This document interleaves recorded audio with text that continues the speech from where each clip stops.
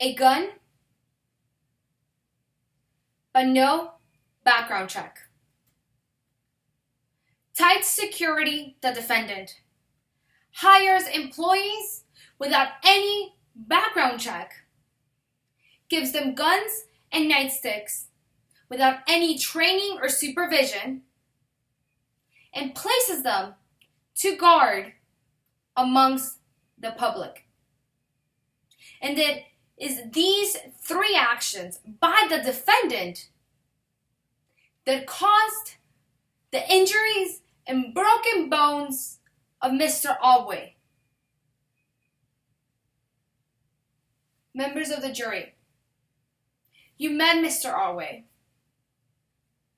a man that the day of his assault, he had been working a long shift as a truck driver. He finishes his shift, he gets home, freshens up for dinner, and is stopped by his little girl, asking for please, please, please. They want an ice cream treat after dinner as dessert. The only reason he works is for them. And he had a good day, so why not? So he tells his wife he's going to go to the local Wagaback, head downstairs, but his daughter goes up to him and gives him a bottle in a paper bag so he can go recycle it because she wants the little coins that the machine gives back. He said, of course. He grabs the bottle. He goes downstairs and walks a few steps to his local Wagaback. In the Wagaback, he walks in between the aisles. He goes back to the fridge, picks up some ice cream, some other things, and he heads to the register to check out.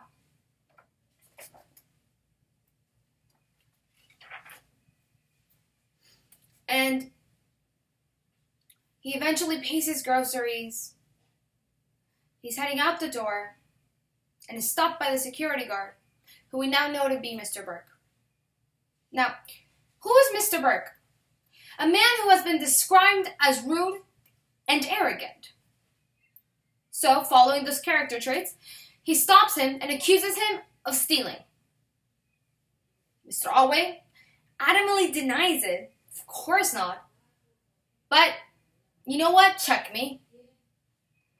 So, the security guard pats him down, grabs his groceries, dumps them on the counter. But of course, the items in the bag match the items in the receipt. Mr. Otway,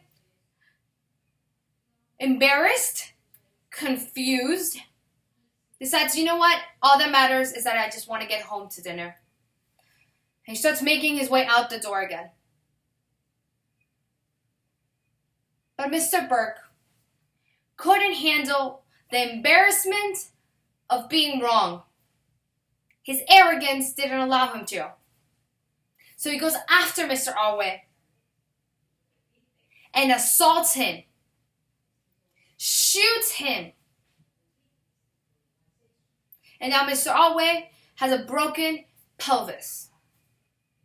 All because of the actions of the security guard. A man who should have never been given a gun. But only if the tight security had background checked him. As the plaintiff, we have brought this case before you. Meaning that we also bring with us and carry a burden of preponderance of the evidence. This means,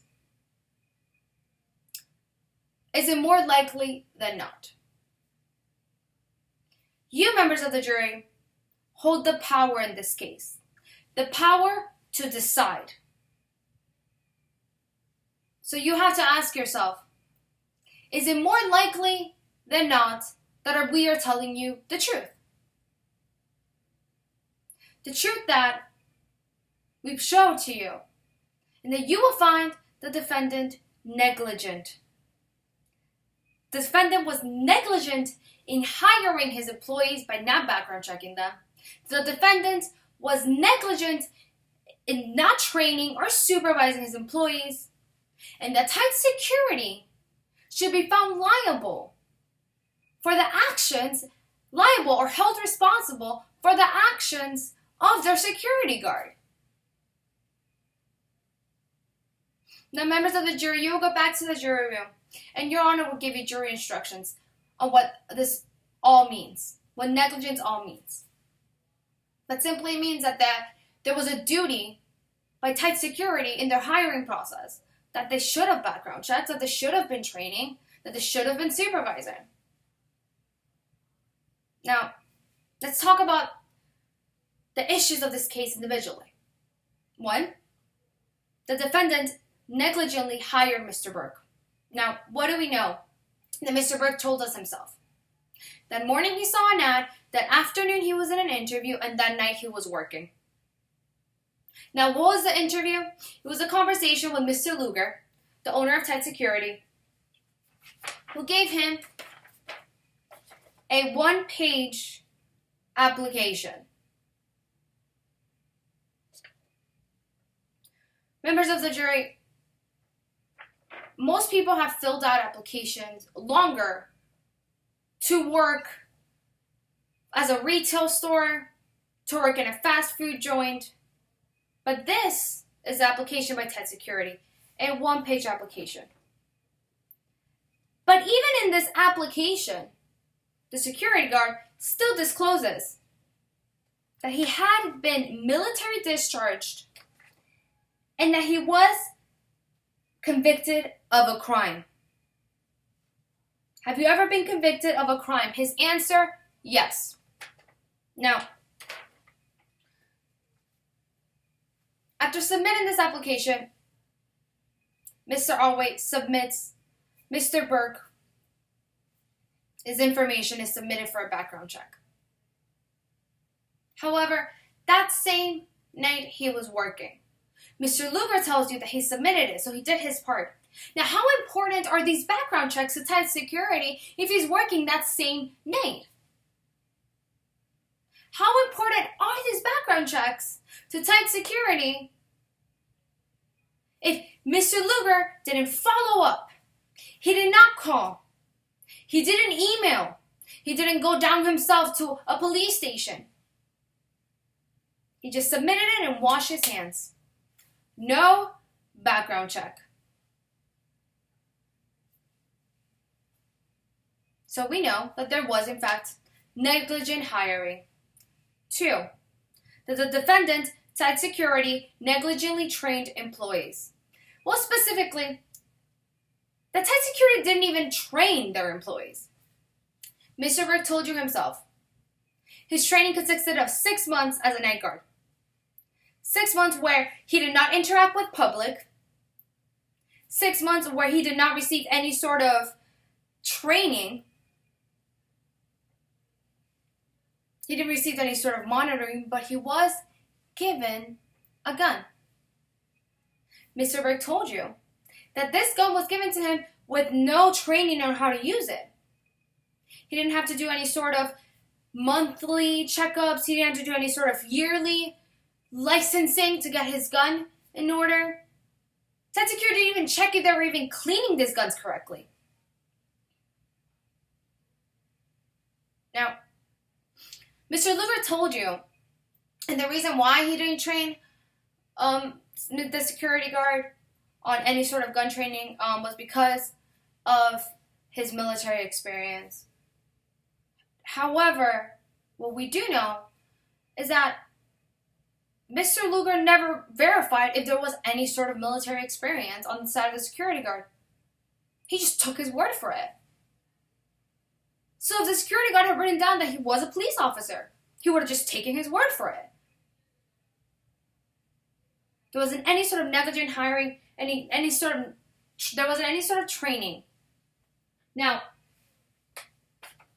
you also saw in the interrogatories that we presented to you at the end of our case in chief that Mr. Luger admitted that, answer to the question, did the Tight Security check to see whether or not Tom Burke has a history of violence? Not specifically. But yet, this man was given a gun and told to work at the Wagabag. Mr. Luger also admitted on the stand that he didn't receive any sort of training to work at the Wagabag. He did not receive any sort of training on how to deal with customers. He didn't receive any sort of training on how to spot potential stealing, how to deal with the situations. Now, the training that he did receive was also the memo. The tight security memo. The only piece of writing that we have from tight security to his employees. And what does line 1 say? If you are required to use force, meet force with equal force.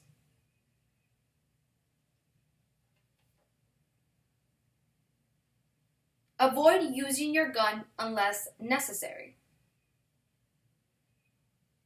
If you have a troublemaker, attempt to deal with him away from legitimate customers or clients. Now, this training, this memo by tight security was what their security guard implemented. Now, that leads us to our next point. Respondent superior. It means that should tight security be liable for the actions of their employee? Mr. Burke was, in fact, an employee of the defendant, which, again, I'll bring you back to the interrogatories. He said that he answered to question 3, was Tom Burke acting within the course and scope of his employment with tight security at the time that Dennis Otway was shot? His answer, he was employed by tight security at that time, and he was supposed to guard the store using necessary force to do so. We are proud of our work and keep a tight rein on our employees as far as what they can and can't do. These are the words of tight security themselves, Mr. Luger. So, Mr. Burke just did what he was told to do. He saw a troublemaker, even though he received no training on what to determine a troublemaker is, accused him of stealing, and dealt with him outside, as he was told to do so. Now, if tight security had performed a background check, maybe they would have noticed that Mr. Burke's a man with anger issues, a man with a distorted view of the world, a man who should not ever be working with public, much less working armed with public. Now, the defense came up here and told you that they had found a pie on the floor. So maybe Mr. Otway had stolen the pie. So would that mean that would justify his shooting? In the eyes of tight security? That use of force? Is a pie equal force to being shot? Apparently it is in the eyes of tight security. Now, those are the 3 charges. Those are the 3 issues of the case before you. In a few moments, you'll be going back into that jury room and you will deliberate. And I ask you to come back with the only verdict that is supported here by the facts, the evidence, and the law. That the defendant was negligent. And it was the defendant's negligence that caused Mr. Otway's injuries. That the defendant be found liable for hiring, arming, and placing in the public someone with a gun, but no background check. Thank you.